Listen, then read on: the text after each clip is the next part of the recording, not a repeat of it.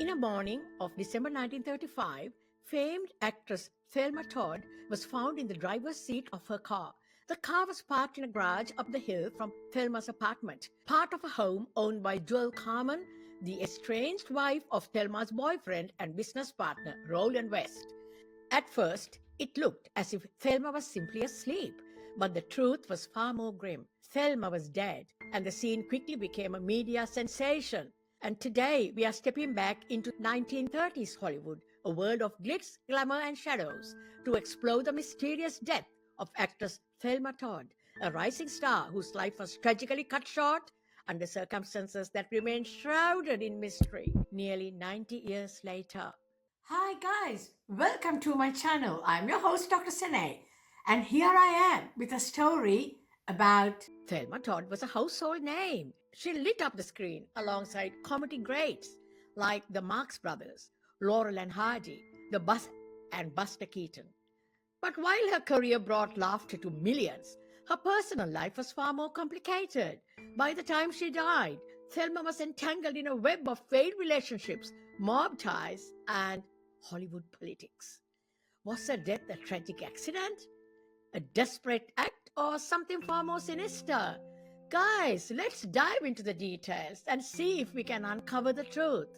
To understand Thelma's story, we need to go back to where it all began. Thelma Todd was born on July 29th in 1906 in Lawrence, Massachusetts. She was intelligent, ambitious, and stunningly beautiful.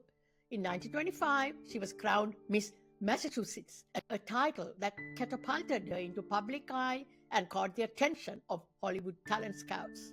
Paramount Pictures quickly signed her, and she became known as the comedic foil to some of the biggest stars of her time. But Thelma wasn't just a comedic actress. In 1931, she decided to take a dramatic role in Corsair, a crime film directed by Roland West.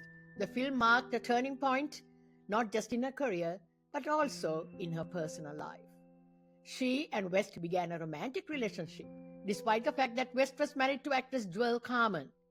Guys, this connection was as tumultuous as it was enduring, and it would play a central role in the events leading to her death.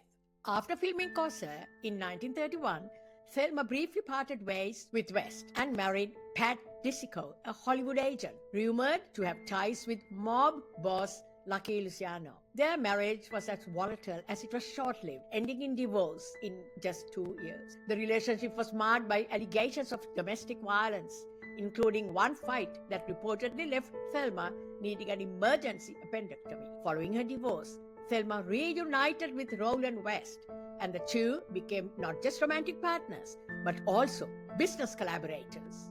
Together, they opened Thelma Todd's Sidewalk Cafe, a glamorous supper club that quickly became a hotspot for Hollywood's elite and reportedly a few less savory figures as well. Now let's flash forward to December 14, 1935. We started like any other Hollywood night. Thelma attended a party at Trocadero, one of the city's most popular nightclubs, hosted by actress Ida Lupino and her father. By all accounts, guys, Thelma was in good spirits, though she had a heated encounter with her ex-husband, Pat Disico, who arrived at the party with another woman. Witnesses say she left the party around 3:15 a.m. and was driven home by her chauffeur, arriving at her apartment above the cafe at 3:45 a.m. This was the last time anyone saw Thelma Todd alive. On the morning of December 16, 1935, at 10 a.m., when Thelma's assistant, May Whitehead, found her in the driver's seat of a luxury car. Like I said before, at first, May thought Thelma was simply asleep. But, guys, Thelma was deceased.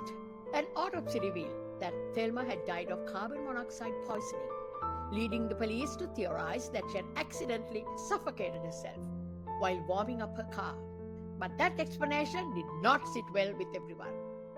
Police quickly declared her death an accident, theorizing that she'd been locked out of her apartment and sought refuge in her car to keep warm. But the evidence didn't fully support that story either.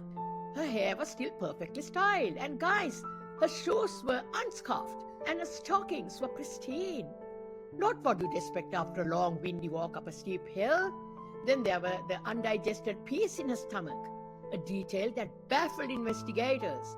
The piece didn't match anything served at the Trocadero, and there is no clear evidence of where or when she might have eaten them.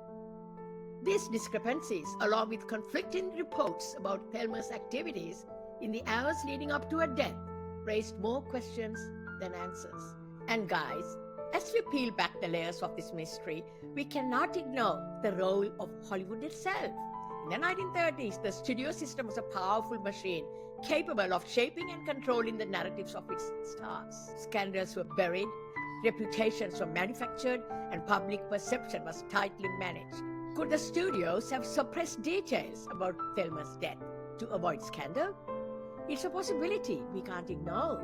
And guys, then there is the matter of Thelma's connection to the mob. Her refusal to let her cafe be used as a front for gambling reportedly put her at odds with powerful figures, including Lucky Luciano. Some even speculate that the death might have been a warning or a punishment. What really happened to Thelma Todd? Was it a tragic accident, as the police concluded, a crime of passion fueled by jealousy or revenge, or a cold, calculated act by forces beyond her control? Nearly a century later, we are left with more questions than answers. One thing is certain, guys, Thelma Todd's life and death continue to captivate, offering a glimpse into the glamorous yet dangerous world of early Hollywood.